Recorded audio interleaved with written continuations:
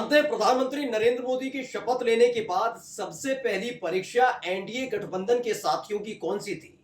जी हां, आंध्र प्रदेश और ओडिशा में जो शपथ ग्रहण समारोह है उसको लेकर। यानी दोनों ही राज्यों में जब शपथ ग्रहण समारोह होगा, एक तरफ आंध्र प्रदेश में चंद्रबाबू नायडू ने शपथ ली, तो वहीं ओडिशा में मुख्यमंत्री पद की शपथ मांझी साहब ने ली। लेकिन इन दोनों राज्यों में क्या गठबंधन के साथी एक साथ एक मंच पर खड़े नजर आए? क्योंकि 4 जून को नतीजे आने के बाद जब जी हुजूरी बीजेपी के नेताओं की तरफ से इन गठबंधन के साथियों की जा रही थी, तब से लेकर और जब शपथ ली 9 जून को प्रधानमंत्री ने, उसके बाद से बीजेपी के तेवर बदल से गए और लगातार टकराव देखने को मिल रहा है। किसी को मंत्रालय नहीं मिला, किसी को कैबिनेट मंत्री मद नहीं मिला, कोई मंत्रालय चाहता ही नहीं है, तमाम चीजें हो रही हैं। इन सब के बीच सबकी नजरें गड़ी हुई थी कि जब इन दोनों ही राज्यों में शपथ ग्रहण समारोह होगा तो क्या तमाम साथी एक साथ नजर आएंगे या नाराजगी देखने को मिलेगी? आप जानकर हैरान रह जाएंगे, एनडीए टूट गया। नमस्कार, मैं हूं प्राज्वल गौतम और आप देख रहे हैं टाइम्स एक्सप्रेस। बिल्कुल ठीक सुन रहे हैं आप, एनडीए में दरार, तनाव और तकरार सब एक साथ नजर आई है। मैं एक एक करके आपको वो चेहरे और नाम दिखाने जा रहा हूं। कुछ इसमें से आशीर्वाद प्राप्त है मोदी जी के, शाह बाबू के, बीजेपी के, जिसके चलते उन्हें मंत्री पद मिल गया है। लेकिन कुछ ऐसे हैं जिनकी बदौलत ही सरकार बन पाई है और उनको उतनी तवज्जो सरकार में नहीं मिल पाई है, इसलिए उन्होंने पहली फुर्सत में बॉयकॉट कर दिया है। मैं बिना देर किए सबसे पहले आपको चंद्रबाबू नायडू की जो शपथ ग्रहण समारोह है उसमें कौन कौन शामिल हुआ वो दिखाने जा रहा हूं। ये पढ़िए। प्रधानमंत्री नरेंद्र मोदी पहुंचे थे वहां पर, उसके बाद अमित शाह, वेंकैया नायडू, जेपी नड्डा, नितिन गडकरी, फिर एकनाथ शिंदे, यानी कि बीजेपी के नेताओं के साथ साथ जो महाराष्ट्र में एकनाथ शिंदे वाली शिवसेना उसके अध्यक्ष एकनाथ शिंदे, चिराग पासवान, एनवी रमन्ना, अनुप्रिया पटेल अपना दल ऐसे गठबंधन की हैं, रजनीकांत साहब, चिरंजीवी, प्रफुल्ल पटेल भी पहुंच गए, अजित पवार गुट के, इन्हें मंत्री बनने का बड़ा चस्का चढ़ा हुआ आजकल, और रामदास अठावले महाराष्ट्र से, ये सब लोग पहुंच गए, यानी अलग अलग जगह से पहुंचे थे। क्या इनमें कुछ ऐसे नाम हैं जो आपको लगता है कि उन्हें पहुंचना चाहिए था? गठबंधन के मजबूत साथी हैं और अगर वो नहीं पहुंचे हैं तो खेल हो सकता है। नहीं समझे आप? दो नाम, एक है आरएलडी के चीफ जयंत चौधरी का, तो दूसरे हैं नीतीश कुमार।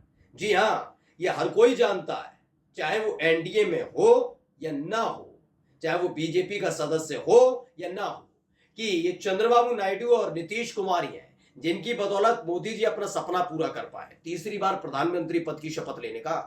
जी हां, चंद्रबाबू नायडू की तो शपथ ग्रहण समारोह था, वो तो होंगे ही होंगे, उनके अलावा कौन कोई और आके शपथ थोड़ी ना लेगा।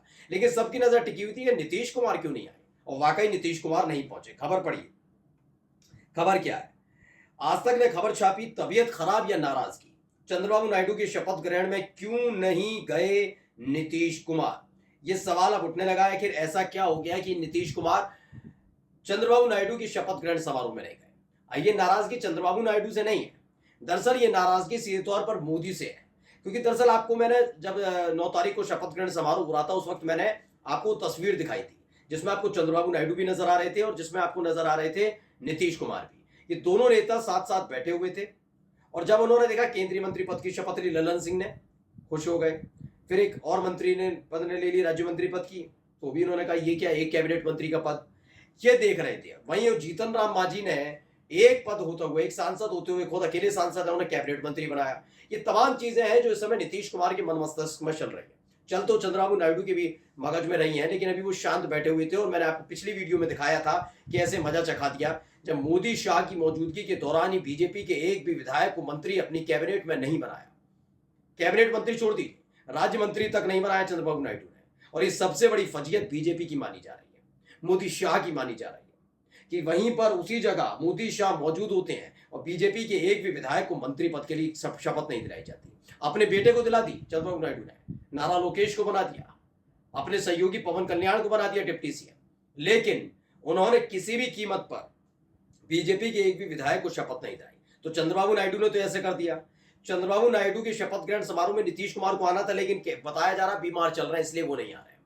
लेकिन हकीकत क्या है, थोड़ी मैं खबर भी पढ़कर बता देता हूं। दरअसल इसमें ये ललन टॉप ने भी छापा, क्या लिखा, इसमें लिखा है कि चंद्रबाबू नायडू के शपथ ग्रहण में नहीं पहुंचे नीतीश कुमार, क्या एनडीए में सब ठीक तो है ना? आरजेडी ने कहा है कि नीतीश कुमार जब नाराज होते हैं तो मौन धारण कर लेते हैं। जेडीयू और बीजेपी की सफाई भी आ गई है। अब आपको मैं समझाता हूं उसमें क्या है। चंद्रबाबू नायडू एक बार फिर से आंध्र प्रदेश के मुख्यमंत्री बन गए हैं, यानी 12 जून को उन्होंने मुख्यमंत्री पद की शपथ ली।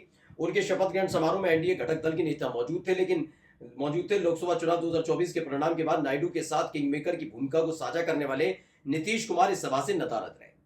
बिहार के सीएम की इस गैर मौजूदगी ने सबका ध्यान खींचा।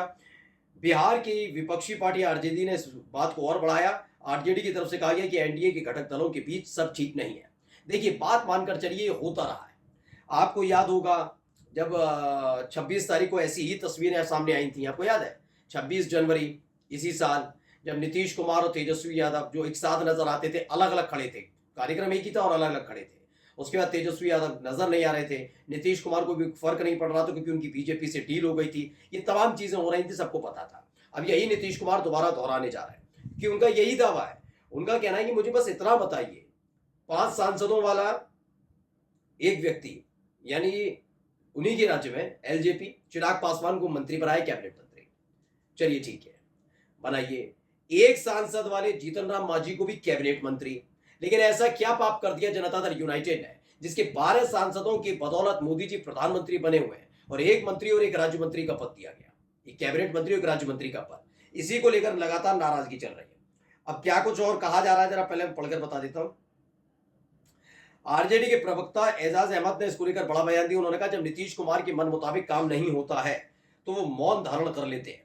किसी न किसी तरीके से वो इस बात का संकेत देते हैं। याद करिए, जब पटना में प्रधानमंत्री नरेंद्र मोदी का रोड शो हुआ था तो नीतीश कुमार के हाथ में कमल छाप थमा दिया गया था। इसके बाद नीतीश प्रधानमंत्री के नामांकन समारोह में नहीं पहुंचे थे। ठीक है, ये बताया गया और यही काम 14 मई को ये सब हुआ था। अब आरजेडी की तरफ के बाद जेडीयू की तरफ से भी प्रतिक्रिया आई है। ये देखिए क्या कहा जा रहा है। जेडीयू की तरफ से प्रतिक्रिया सुनिए और समझ जाएंगे कि अब वाकई नीतीश कुमार नाराज है। आरजेडी के इस आरोप पर जेडीयू की भी प्रतिक्रिया आ गई है। जेडीयू प्रवक्ता नीरज कुमार और अभिषेक झा ने कहा कि अब तक नीतीश कुमार के शपथ ग्रहण में नहीं जाने का कारण उन्हें नहीं बताया गया। लेकिन आरजेडी के आरोप से कयास है। नीरज कुमार ने क्या कहा, नीतीश कुमार किसी काम में व्यस्त होंगे, किसी काम में, प्रवक्ताओं को पता नहीं किस काम में। एनडीए में सब ठीक चल रहा है। चलिए, मुख्यमंत्री जब प्रधानमंत्री के नॉमिनेशन में नहीं गए थे तब भी आरजेडी की ओर से यही कहा गया था, लेकिन नीतीश कुमार अब भी एनडीए में ही है ना। अब आप समझिए ये सारा खेल चल क्या रहा है। नॉमिनेशन में नहीं जा रहे वो एक अलग मुद्दा था, नॉमिनेशन में नहीं जा रहे, लेकिन परिणाम आने के बाद स्थिति स्पष्ट हो गई है। नहीं है जरूरत नीतीश कुमार को आपकी, ये आप भी जानते हैं। बिहार में, महाराष्ट्र में, आंध्र प्रदेश में, इन तीनों राज्यों में बीजेपी की कोई जरूरत बची नहीं है इनके यहाँ के लोगों को। नीतीश कुमार कल ही तेजस्वी के साथ मिलकर बिहार में आराम से सरकार बना लेंगे, लेकिन सबसे ज्यादा डर मोदी जी को है कि अगर नीतीश कुमार चले गए तो वो प्रधानमंत्री कैसे बने रहेंगे। जैसे ये शपथ ग्रहण समारोह की खबर आई है तब से ही एनडीए में हड़कंप मचा हुआ है। नमस्कार।